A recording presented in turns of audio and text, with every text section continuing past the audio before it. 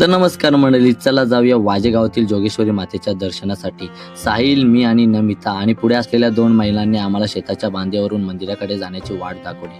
मंदिराच्या समोर जाताच मंदिराची सुंदरता पाहून आमचे मन भारावून गेले. खूपच सुंदर असे मंदिर उभारले होते आणि तिथूनच आम्ही थोड्या वेळाने आतमध्ये प्रवेश करायला सुरुवात करताच आमची नजर पडली ती म्हणजे दरवाजाच्या वरती असलेल्या बॅनरवर.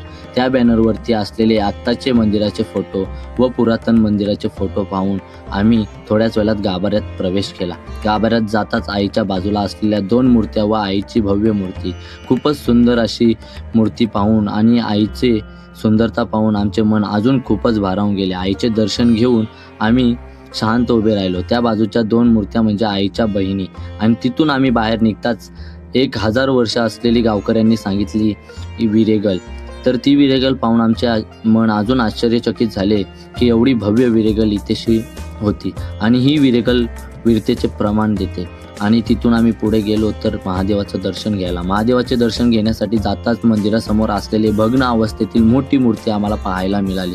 अशीच मूर्ती सेम एवढ्याच मोठी रायगडावरही पाहायला मिळते. तिथून आम्ही ते बघून बाहेर आलो तर आईचं असलेलं क्रीडांगण, 5 एकरमध्ये पसरलेले आईचं क्रीडांगण व वाजेकरांनी बांधलेलं सुंदर असं आई गावदेवीचं जोगेश्वरी मातेचं मंदिर पाहून आमचे मन खूपच भारावून गेले. अतिशय सुंदर असे बांधलेले मंदिर आहे.